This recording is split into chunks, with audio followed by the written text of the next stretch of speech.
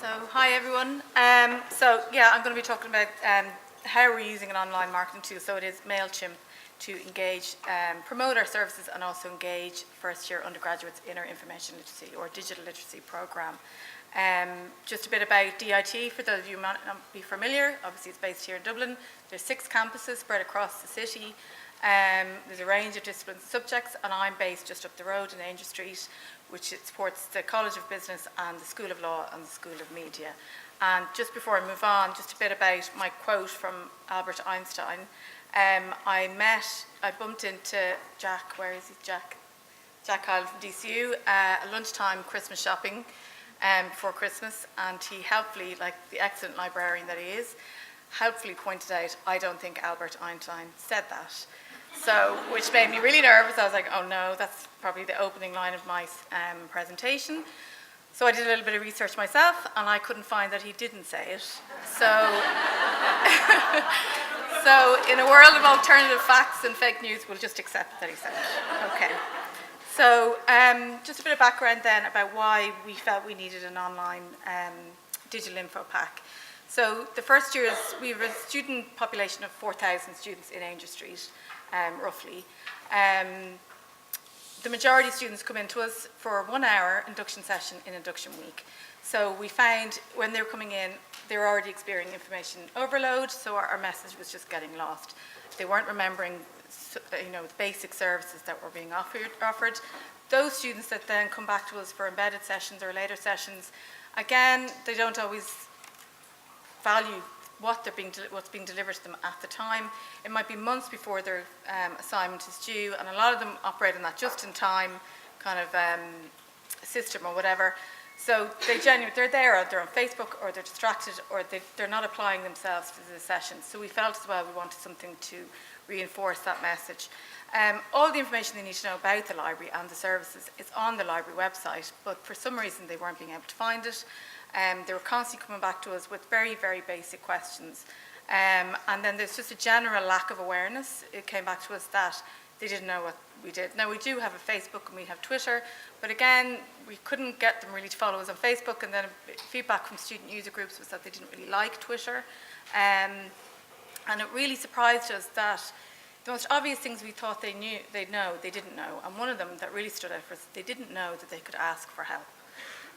They would often even come up to the desk and say, I'm sorry to disturb you, you look very busy, but can you help me? So we wanted to really reinforce that message, and we had no formal way of reaching them online except for, online reminder renewals and so on. So we really felt there was a need for a digital info pack. At the same time, the TU4D is the Technological University of Dublin. So again, for those of you who are unfamiliar, it's the merger of DIT, TEL IT and Blanchetown IT. But they, again, were looking at first-year experience. These were the foundation themes at the time. We felt our pack fit into this. We were able to apply for funding, and this allowed us to, pay for the subscription to Mailchimp. Now, just to add, again, I'm not promoting Mailchimp, but it's great for a pilot study as well, because it's free for the first 2,000 subscribers, and then obviously there's different subscription packages. But this was a great opportunity for us, and it allowed us to promote what we were doing, or the prototype or whatever, within the TU4D and DIT. So we developed library learning, this is what we called it. So it consists of 10 mailouts. They're scheduled throughout the whole academic year, and again, going back to the TU4D, the previous slide, we're looking at induction as a process rather than just a once-off event of them coming in for us once. They're scheduled to their timeline. It's personalised. Again, Mailchimp, you can put in their name and so on. It's branded with DIT Library branded colours. And again, we emphasised that the language or the tone of the mailouts was friendly and informal as possible. And then this need help, just ask logo, appears over every single mailout. So again, to push in that at any time they can come back to us, whether it's online or in person, for help. So we're in the second year of a pilot study. Before I actually applied to do this presentation, we only had 3 courses, and that's quickly jumped to 6 courses. So 6 first-year undergraduate courses, and there's 332 students enrolled on the course.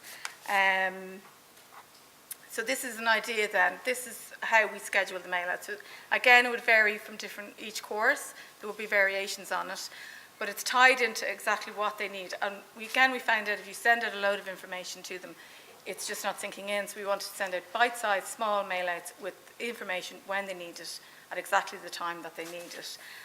The starred mailouts, I don't know if you can see them there, 5, 6, and 7 in this case, they would be mailouts where they would have a face-to-face session with them, and then the mailout is sent out after the session to again reinforce what we've covered in the session.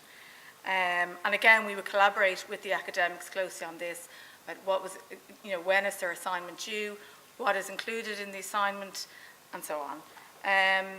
This is just an example then of some, the kind of content that we're including in a mail out and what it might look like. So this would be one of the kind of first ones we'd send out, and it's just a general introduction to the library services.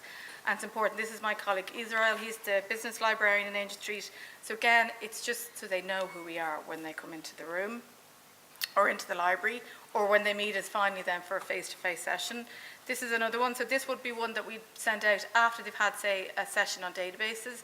And again, it's just to reinforce what was covered in class. We would embed then YouTube videos or instructional videos about what was covered in the class again. And again, a reminder there, like, need a bit more help, remember we're here to help you find, get in touch and ask a librarian. And again, we'd also say to them if they ever felt they needed to come in for a one-to-one, they can do that as well. And this is another one, say, on referencing and citation. Again, just basic tips about note keeping. And a lot of this would be brand new to them. They are first, a lot of them are coming from second level. So the whole academic world is completely new to them. And then we'd link to APA guides or referencing guides and so on. The great thing then about Mailchimp is, and obviously it's a great way to promote your services, and the mailouts can look really nice and really pretty and so on, but it gives you detailed reports on open rates. You can drill right down to who is opening it, how many times they've opened it, are they opening it on a mobile device or a PC or a Mac even, it can say what time they opened it, how many times they opened it and so on. So it's great that you can track the engagement rate of each individual student. Now this is just, I know there's a lot of data I've thrown at you there, so this is from last year where we had 3 courses. And what we're finding from the data is, like for example, if I show you marketing here now, which is in the yellow, we didn't actually meet them until the 2nd semester. So engagement drops off if they don't have a face-to-face session, we're finding. With journalism, the 2 journalism courses there, we met them once in semester 1, and then we didn't get an opportunity to meet them again, and it just completely dropped off. So we're finding that it's not enough on its own as a standalone thing, and I think it's just that it's used as a support for our face-to-face sessions. This is our data from this year then, and again for the last 4, from human resource management down, again we've met all these 4 embedded sessions in the 1st semester, and we're not going to meet them in the 2nd semester, so we're already starting to see a dip there in the level of engagement, whereas with journalism and marketing, we haven't met them, and we're due to meet them this semester for their embedded sessions. So again, we're hoping that we might see a spike there. And this is just another variation of the data for this year. But it's interesting to even note there, like it'll dip down, and then the spikes are when their assignments are due. So the mailouts are, so they are operating on that just in time, and it's kind of hard to figure out the right time to send it to them. Should we be sending it when we think they need it, say 3 weeks before the assignment is due, or when they actually need it, which is 2 in the morning before their assignment is due. Again, then with the engagement, we're not necessarily looking at who's engaging or how many times they're engaging. We're more interested in the students that aren't engaging at all. So we're pulling out the data from Mailchimp and corresponding that with, say, a class list, and we can see exactly who is showing 0 or minimum engagement, and then we're passing their names onto the lecturer. And it's not to get them into trouble and so on, but it's just to say to the lecturer, we're concerned these students haven't engaged with the supports. If they need more supports, they can come back for a one-to-one. Now, in saying that, 0 engagement doesn't always necessarily mean poor academic performance, and some academics have come back and said, well, they're some of my really, really good students. So that's okay, they might not need that support, but it's just to flag it to the lecturer if there is that problem. This, at the moment with the mailouts, this year we have 30 students that are showing 0 engagement. So again, we've passed in a mid-semester report or end-of-semester report to the academics. And again, it's not even, they haven't come back and said, yes, I'll send that student in. but it's just that the awareness is there, that support is there. And like that then, they might come back and say they're okay with using the library resources, but they have a problem with writing, and we can refer them on to the Academic Writing Centre or the Maths Learning Centre. The downside of it all is that we're, 1 minute to finish now. We're competing for student attention in Mailout. It is just an email. So again, you can, their inbox is clogged. It's difficult as well to get student feedback on it. They don't want to respond to surveys and so on. And this is my last slide. But the bonus, I suppose, is that instead of waiting for the student to come to us, we're reaching out to them, and it reaches them at a time when they need it and wherever they need it. Where we're going with this is that we hope to roll it out then to other first-year undergraduate courses. Thank you. Okay, so just for anyone who hasn't heard of Librarians Aloud, that's probably 99.9% of the people in the room. Just to clarify, it's a librarian interview podcast, and it's not, as the title might suggest, an all-librarian Girls Aloud tribute band. Just couldn't get him to wear the dress. Yeah. But I'm sure that in the weird and wacky world of strange things that exist online, such a thing probably does exist, and it probably has its own YouTube channel and its own podcast. Because basic audiovisual production and distribution is open really now to anyone with a smartphone. So for any obscure, nerdy fandom or weird kind of subculture that you're into, there's probably a DIY media product that speaks to it. And the good thing is now, if there isn't, you can just make one yourself.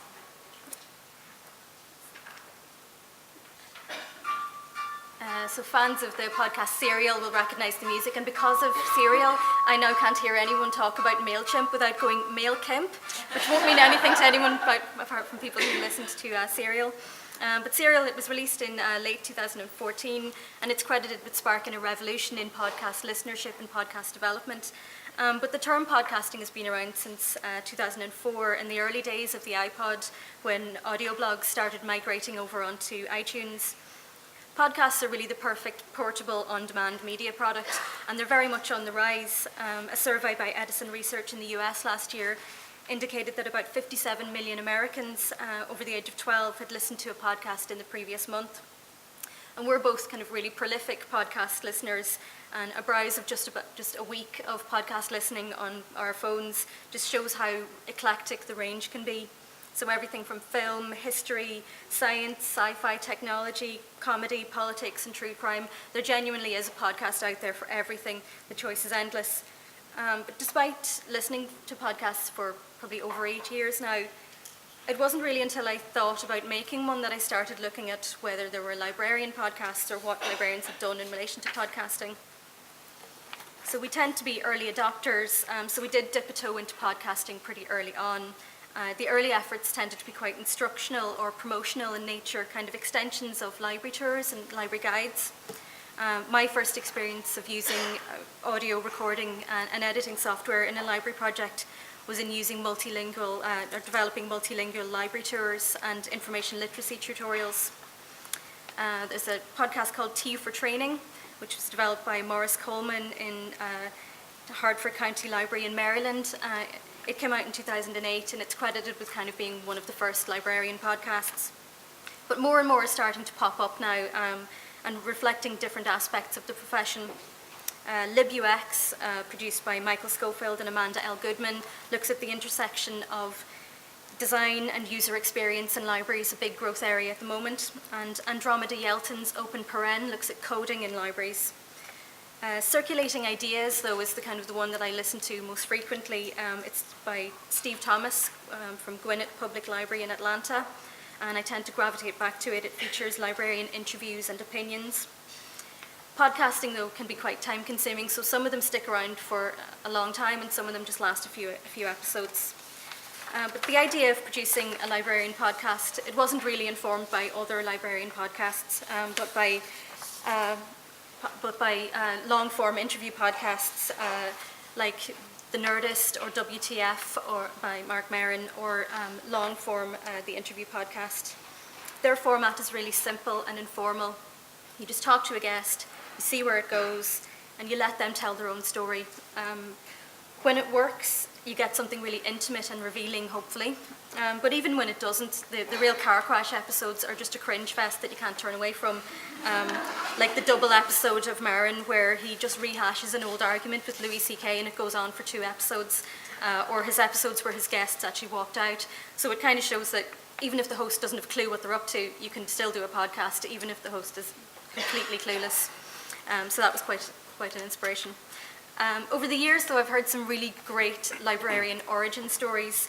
So it kind of struck me that there was a great connection that librarians have to their roles. As librarians, we record and we preserve the legacies and the stories of others, but legitimizing and recording our own personal and professional narratives it's never really been high on our own agenda. So the idea really was to create something like an oral history series, a platform for librarians to tell their own story, as open and as unfiltered as they want it to be. So podcast production, it can be as high-end or as low-end as your resources stretch to, really. But all you really need is an idea and a microphone and digital audio editing equipment and an online podcast hosting option like the one that we use, which is SoundCloud. We do this as a side project and it has no budget and it's done around full-time work. So by necessity, the editorial approach is extremely rough and ready. I had some experience doing audio editing using Audacity, so I just ordered a portable USB microphone and all I needed to do was start scheduling interviews. Amateur media production is inherently pretty experiential and improvisational in nature, so the hope is what you end up with in the end kind of transcends the rough cuts of the production. If you do take the DIY approach, though, it's a good idea to assemble a few recruits.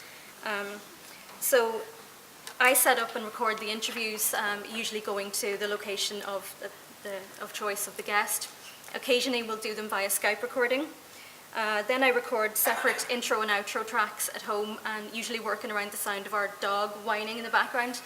And then after being a guest on episode 2, Tom Marr from the ASL committee came on board as our intrepid field reporter and he's done some on-location interviews. And then when all the recordings are done for an episode, I pass them over to Mike, who goes all Brian Eno on the editing. Thank you, Laura. I've been involved with music and sound production most of my life. I went from recording garage band performances on old boom boxes to Tascam 4-track cassette recorders and then on to expensive professional studios as a professional bass player. Over the years when I wasn't recording in a high-end studio, I experimented with home recording tech like drum machine software and DI boxes to record analog instruments like guitars into a digital format. Even when I put aside music for a bit to become a mild-mannered law librarian, I continued experimenting with home recording tools. A couple of years ago, some friends of mine back in Nebraska asked if I'd play bass on their new album. They would record the songs there with just a simple bass line, then transfer the files to me on Dropbox, and then I'd create a signature bass track for each song. Multiple takes were recorded like this for over a month, and then mixed together finally by their producer back in Nebraska. This got me back into regular writing and recording and then last summer I started conversing more with an old bandmate from Tennessee, and using home recording tools, we re-recorded some old songs that we had written and performed back in the 90s, and then moved on to writing some new songs. Beyond the music recording, I'd had some previous podcast experience as a guest contributor on a few Star Trek and general sci-fi podcasts. So when Laura invited me to work on a podcast project with her, I said, well, why not? Editing a podcast I find is a lot freer and a lot less stressful than recording and producing music. When you're recording music, every new track has to sync up with the previous track. If it doesn't, the beat is off and the song is awful. But with podcasting, a few milliseconds off, it doesn't matter. Laura wanted me to use an original instrumental for the Librarians Lounge theme tune, so I gave her some pieces of music that I had recorded previously. They ranged from productions that I'd spent several days trying to get right with multiple overdubs to the Librarians Loud theme tune, which was just a few overdub tracks that I recorded in an afternoon while I was testing out a new guitar. Even though the librarians allowed theme tune did deviate from Laura's vague brief of, just give me something that sounds like the Pixies mixed with New Order. She liked it enough, so we decided to use it for the theme music. After Laura has recorded the interviews with the guests and her episode intros and outros, she'll pass the files over to me for editing. I'll usually open up all the files on separate Audacity files. Then I'll open up a new blank Audacity file and paste each of the tracks into maybe about 5 new tracks. Would sync up the theme tune, the intro, the theme tune again, the interview, the post-interview music, the outro, and then the theme tune again. Of course, all these could be all put onto one track if you wanted, but since there's no limit on Audacity, just the size of your hard drive really, you're better off using as many tracks as you need so that you can isolate tracks easily and lower or boost the volume if needed. Once I've edited all of the recordings together, I'll pass the final edit back over to Laura for uploading to SoundCloud and to the ASL website.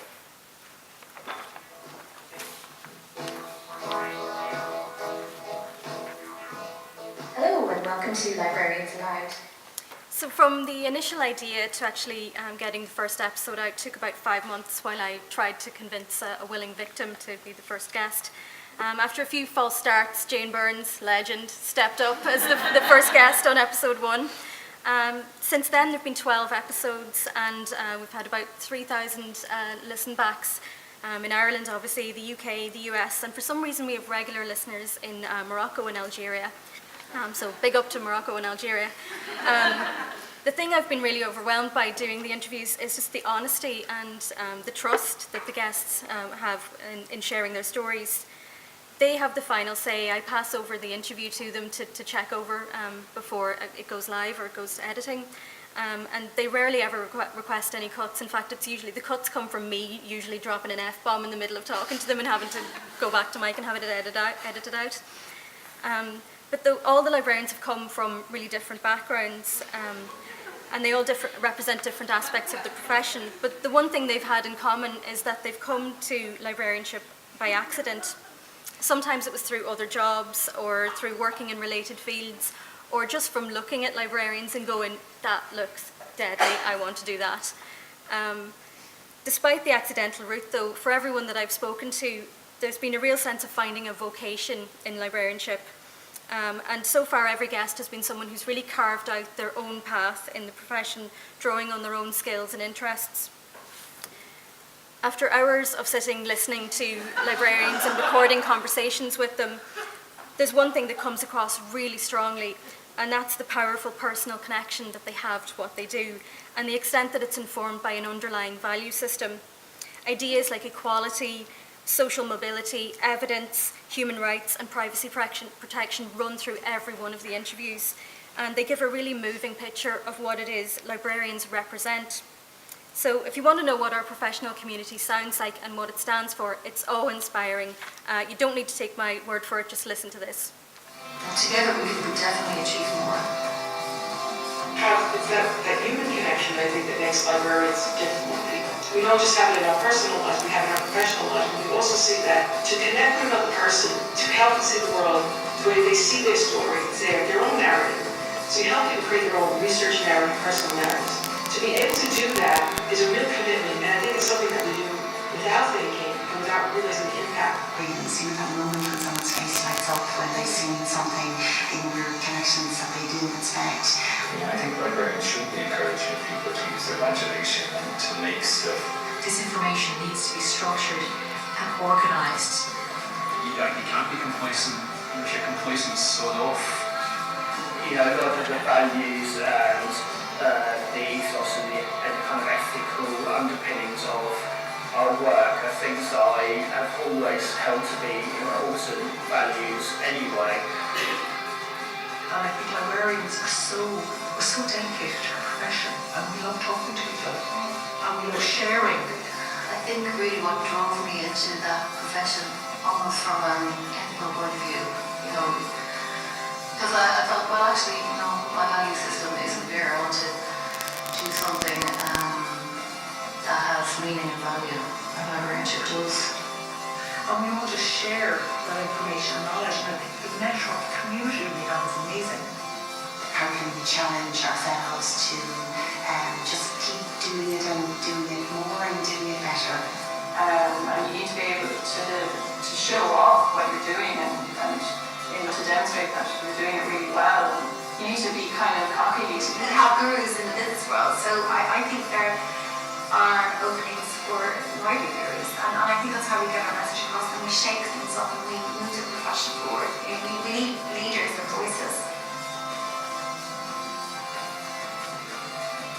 That's the host bus, there's no librarians.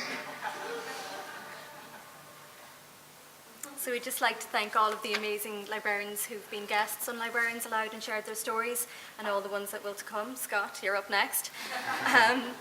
If you want to find out more, if you want to listen to more, we're on SoundCloud, or you can subscribe on iTunes. Thanks very much. Thank you.